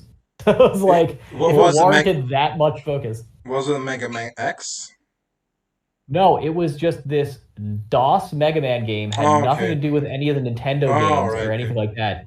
It is such a bad. Just look up a video on YouTube when we get done here of like Mega Man for DOS. It's just such awful, awful crap. I actually ended up swapping it out and getting Codename Iceman, which was an awesome Sierra text parser adventure. Yeah, And I I'm have very heard fond of that. that game to this day. I've never played it, but I have heard that. I do have fond memories of Sierra myself. Some of their games. I had a few on early PC, Oh mostly man, they King's were Quest. But But they were fantastic. probably this game, this Mega Man DOS game, is probably high priced today, or no? Is it that expensive? I Probably. don't know. I don't know if it got the ET effect where like, because it was so bad they, Yeah. put it into a landfill and now it's like a rare treasure. But no, I think it's just crap. I think it's Yeah. just, if you can find it, good luck, or you can always just download off the internet because it's, an old PC game. And mm, but yeah, it was terrible. Just god Yeah, awful. I'm saying this because I saw that there are two major here in São Paulo, two major stores selling retro games, and one of the guys there just talking on a podcast said, you really should buy retail bad games because most of the bad games, the latest was that zombie Xbox game. I forgot the name now. It's exclusive one just came out Hmm. recently. These games, retail ones, really bad. They really gonna have their price up in the future. They're really gonna be expensive. So actually, if you notice some bad game, you should buy for investment. If because they will I have their noticed price, that. elevated. Really, they really get expensive. So that's why I asked for Mega Man. So usually these games they don't have much success. That they don't have much copies out there, right? They have a few copies on the market, so their value just grows. Yeah. Really grows. So it's really kind of an investment for today. You know. That I happens do. with sorry, go ahead. I was just going to say, I do think physical media is unfortunately dying out, isn't it? I mean, the amount of Uh, games now that don't get a physical release.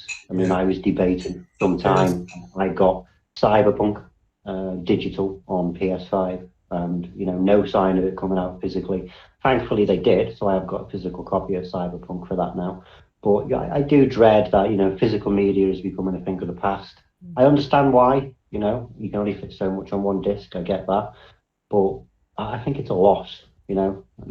I don't physically have it starting anymore. What have I got? I haven't got it. and there's starting to be a pushback too, just because now enough people have been burned by it. Have been burned by paying full price for a digital game, having the server shut down, and they don't even get to play their game anymore, and it's gone. It's like, well, what the hell? It's like I did the right thing. I bought this, but you're treating it like a rental. Mm-hmm. And it's like that's not what I signed up for. Um, at the same time, though, I noticed, one thing that kept me from buying a lot of PS4 games was the discs are basically glorified install discs. It's like buying a PC game. It's an install disc, and then it still has to download extra assets from the internet anyway. Manual Yeah. as So it's well, right? not the same as, yeah, it's not And the this is same as what like when makes I it pop a come Switch here. game in or like a disc on a Wii U or something like that. It just, loads the game and plays it. Like some of those, even though I have the disc, are gonna be dead. And Mm-hmm. that, Yeah, that sucks. I've really does. seen people, unboxing The Legend of Zelda Breath of the Wild and Tears of the Kingdom. They, okay, I'm gonna do this unboxing. And when they open, come on, man, it's just a little cartridge and some piece of paper there saying, Oh yeah, it is go it to is so Nintendo and lackluster. it's no, oh my god, I lost interest Oh, in and think it's about like, think about this. I mean, disappointing, man, disappointing completely. oh my God, we used to get posters, manuals. Oh, PC games, like big box PC games, the stuff they would include in there, Yeah. like just like extra comic books, little trinkets and stuff like that. Some of them were actually the copy protection on there, like you had to like reference them in the game, like to progress forward. But like I remember like Mech Warrior had like and like BattleTech had a whole thing of like diagramming out like the parts and anatomy of a mech and stuff like that, and like all kinds of different things. Like you used to get so much cool stuff Yeah, inside game absolutely. boxes, with PC games being the best for that. And Yeah. now it's I like can't you think said, of it's plastic, a card this big, and a QR code that says scan this to read the manual. Well, I mean, this is Yes. what I mean. I'm just going to randomly right here pick up an Xbox 360 game. It can be any game, and let's do an unboxing. I mean, what have we got? We've just got a disc, a couple of paper. I mean, it makes me sad. I'm sorry, but it does make me sad. We and need a poster. We need a map.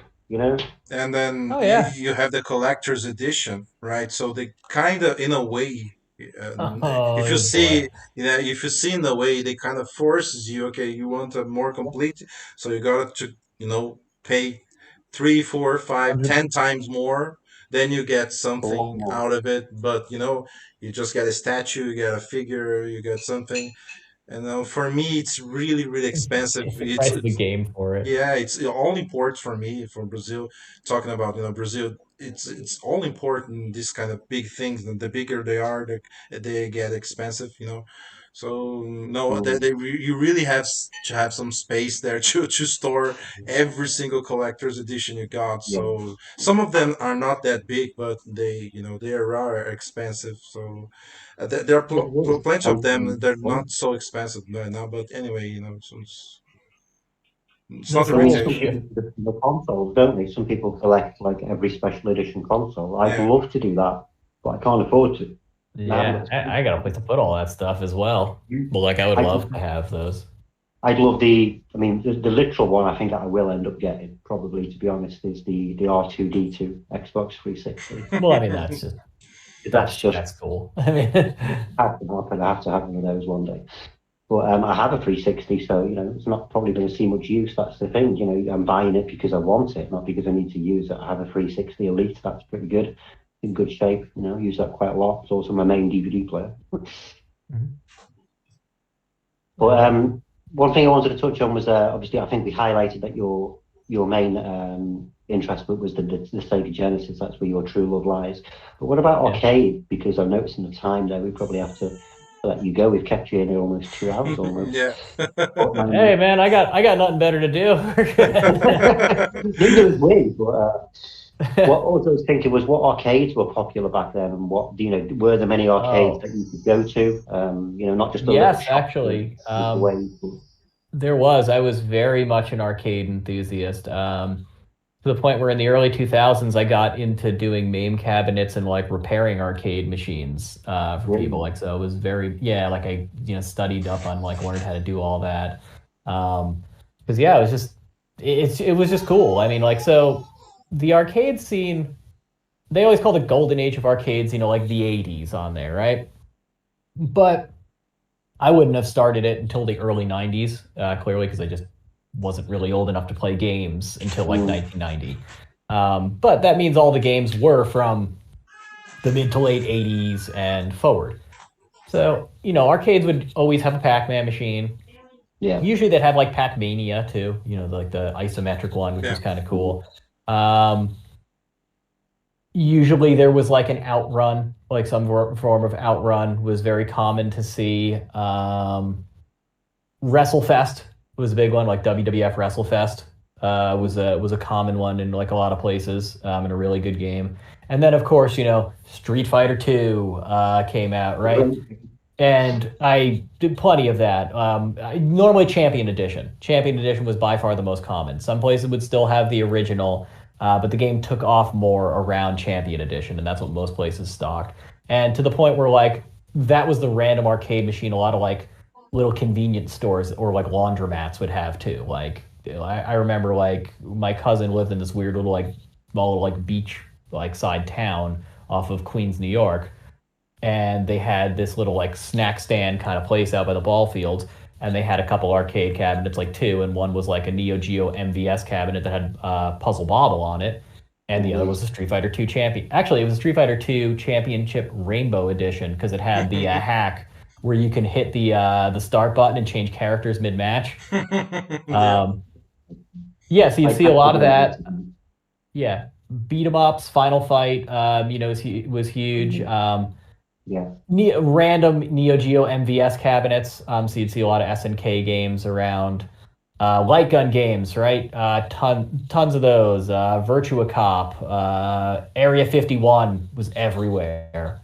Um, then you started getting, as the decade wore on, you started getting the bigger machines, right? Because it was more about what experience you can have at home. Because if you remember, arcade used to be like kind of like the tech showing, and a lot of the games we had at home were just ports of the arcade games, but they were cut down because you had the way more powerful purpose-built hardware in the arcade, and that gap closed a lot, by the end of the 90s. So then it became Mm. about like different experiences, like okay, I have this big cockpit simulator, right? I have silent scope. You're using a whole mounted sniper rifle setup with a screen inside the scope.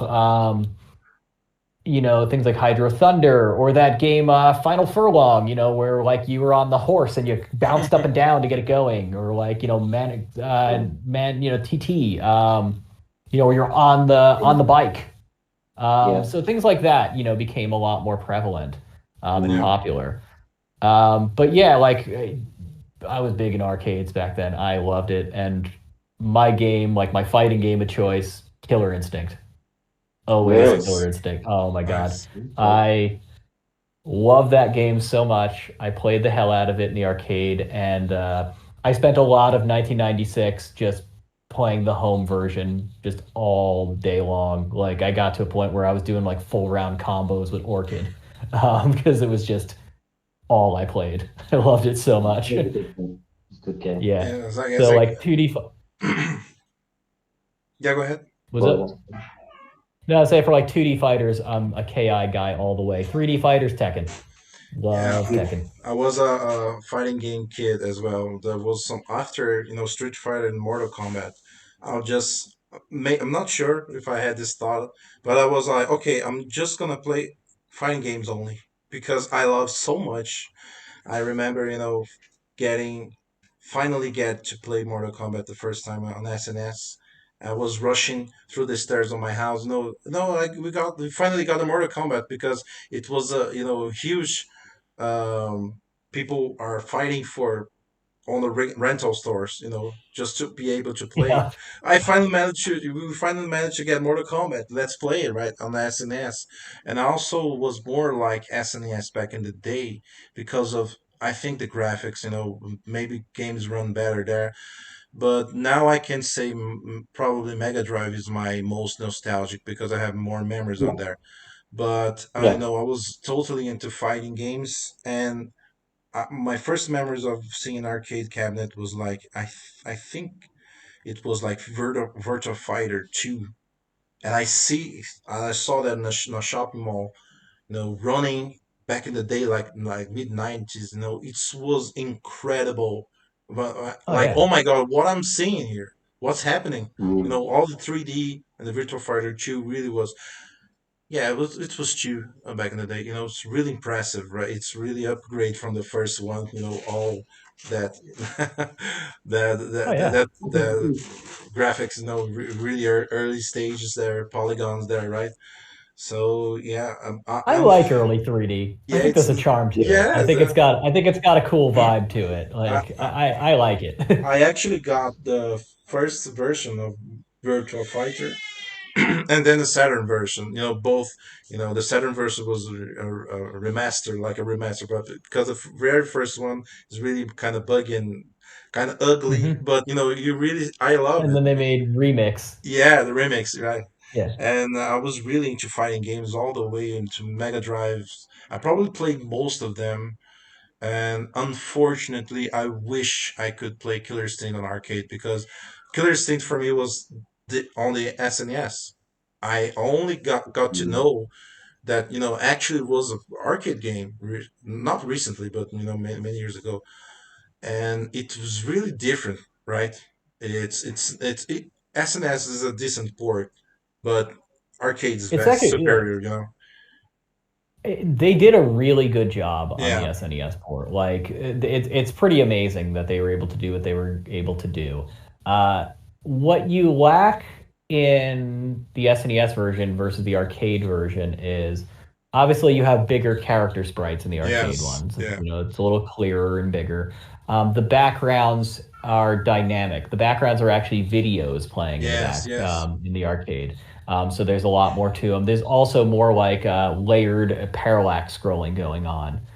So like for example, the gym stage for TJ Combo, you have like foreground effects and you have Oh yeah, like swinging punching bags and like you see things kind of shift from perspective, like from different angles and stuff. So you get a bit of that.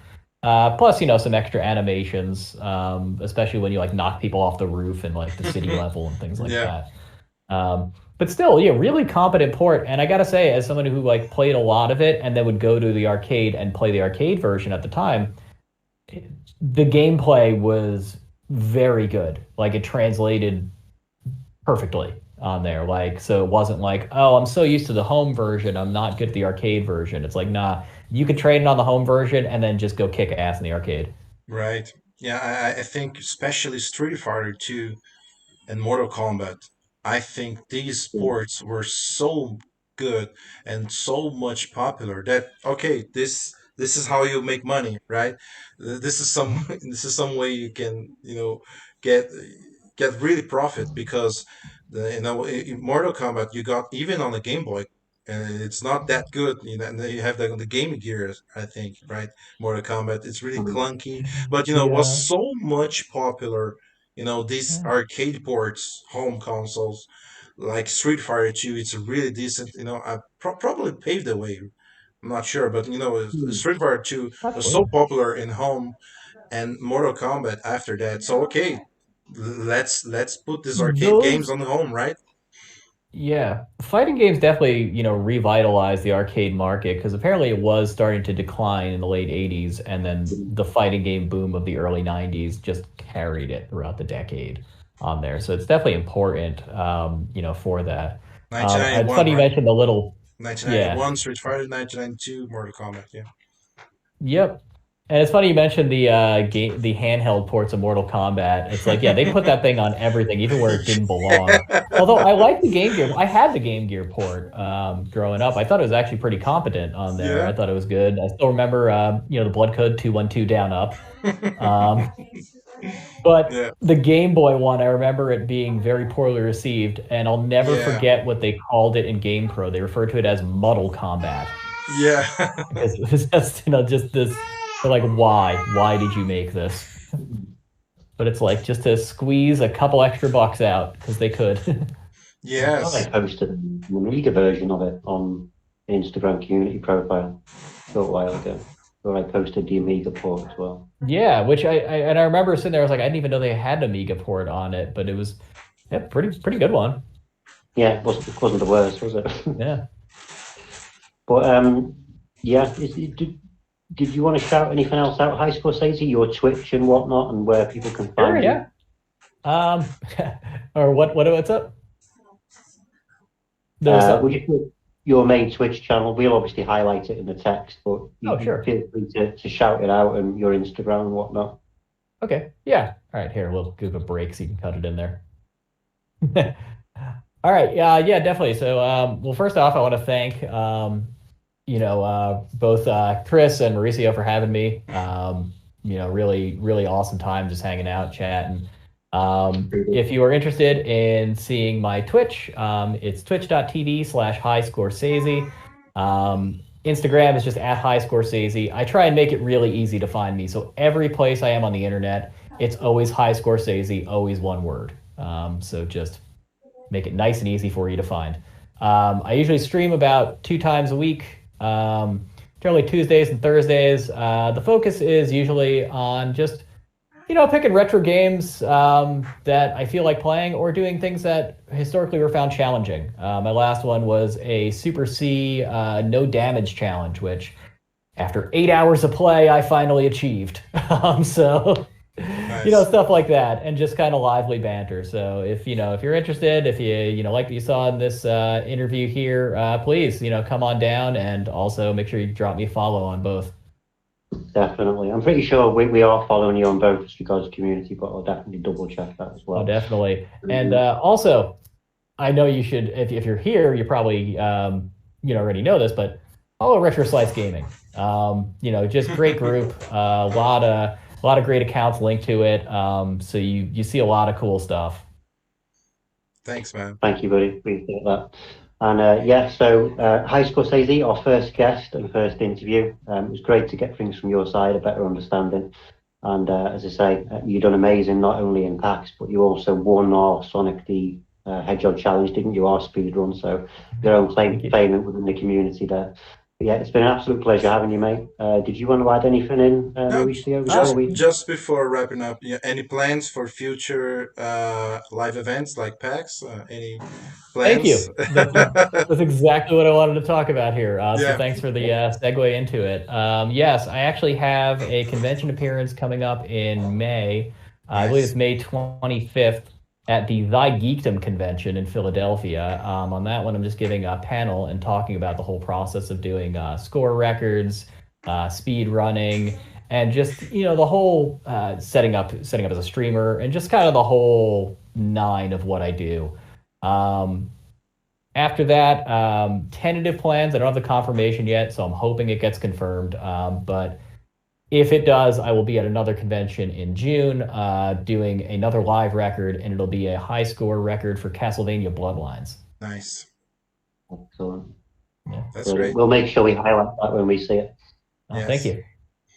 Thank you very much, Mike. This has been great. Thank you all for having me. It was a great time. Hope we can. Anytime you want to have me back. Yes, I hope so. Yeah. What we'll do is just obviously finish off the recording. We can always have a little extra chat. But yeah, it's been absolutely great to finish off there. My name's Chris. We've got Mike and we've got Mauricio as well. We're part of the Retroslicegaming group. If you want to contact us, you can find us on Instagram. You can also contact us through YouTube and Discord as well. Thank you. Bye. See you next time, guys. Bye-bye.